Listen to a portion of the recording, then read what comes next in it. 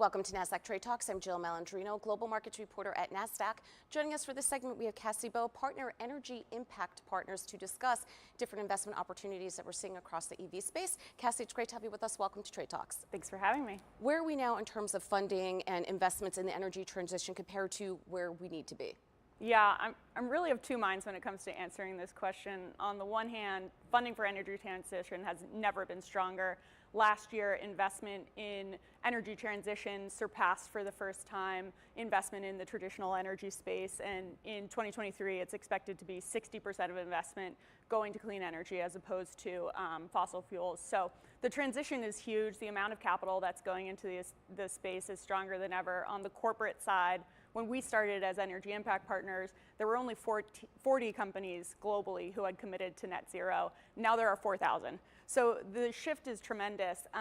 But on the other hand, when you look at what we need to achieve net zero goals, it's 150 trillion. So the amount of the investment that has happened compared to what we need to invest, we're just absolutely not there yet. We're at an inflection point. We're really excited by what we've seen so far, but there's a lot more work to do. At EIP, we're focused on bringing together the capital, the incumbents, and the innovators to be able to do that, and I think we're starting to see that. We're approaching the one-year anniversary of the Inflation Reduction Act being signed into law. From your seat as an investor, what tailwinds has the legislation provided for energy projects and funding in the U.S.? Yeah, I mean, it's absolutely transformational legislation. I literally cried when it passed. It's just so huge for our space, and it's going to create tailwinds for wind, solar, energy storage, hydrogen, carbon capture and sequestration, really across the board.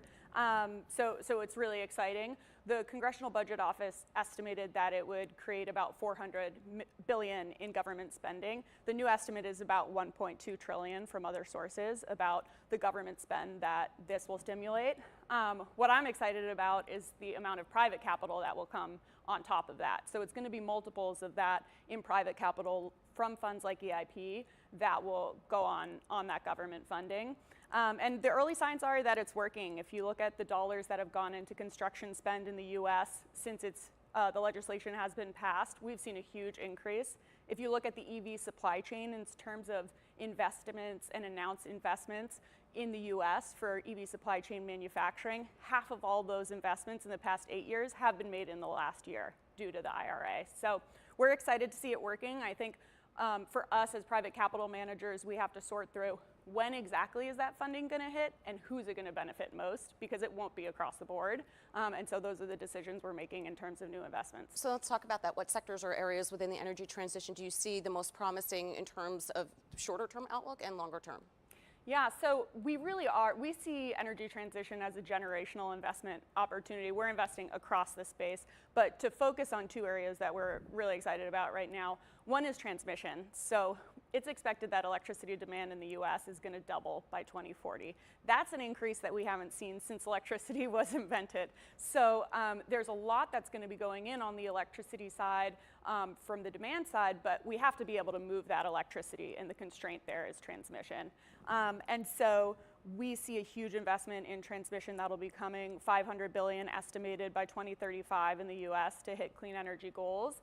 And if we don't see that investment happen, it's estimated that the greenhouse gas emissions savings that we could see from the IRA, up to 80% of those will not be realized if we don't have adequate transmission. So we're looking at technologies across the transmission space, working closely with our corporate investors who are heavily involved there. So that's one. The second is on energy storage. And so what we've seen is battery costs declining and this becoming much more affordable. We're seeing a huge demand from the electric grid for battery storage given the intermittency of renewables. And then we're also seeing consumers who want to be able to have reliable battery storage at their houses. And so there's been a huge uptick demand in energy storage. It's estimated that since 2020, the cost of grid scale storage is down 40%, partly due to the IRA and partly due to other battery costs. So yeah, we're going to be riding the tailwinds of the $1 trillion of infrastructure spend for storage. Let's talk about some of the challenges associated, however, to reach those aggressive mandate and goals that have been put out there. How do you assess the current state of EV infrastructure and charging networks and, of course, affordability? What solutions need to be implemented for widespread adoption? Yeah. So I think the rate of adoption of EVs is beyond what anyone expected at this point. In the first quarter of this past year globally, 1 in every 7 cars sold was an EV. So I don't think people realize how many EVs are really out there, and that's because there are more vehicle models, more choice, the price is coming down to the end consumer, and we see a big shift in customer sentiment. But what hasn't progressed as rapidly has been the charging infrastructure.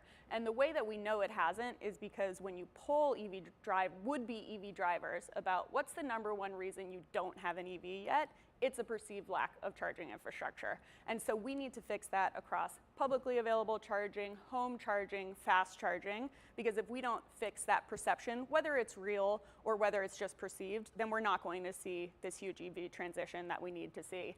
And so for us at EIP, we've been investing across EV charging for a number of years now. We'll continue to deploy more capital in there, and what we're really focused on is uptime and reliability. The first wave of deploying this charging infrastructure was really, hey, let's get it out and kind of see what works. The final wave will be a perfectly operating system where no one knows the difference from their current fueling environment today.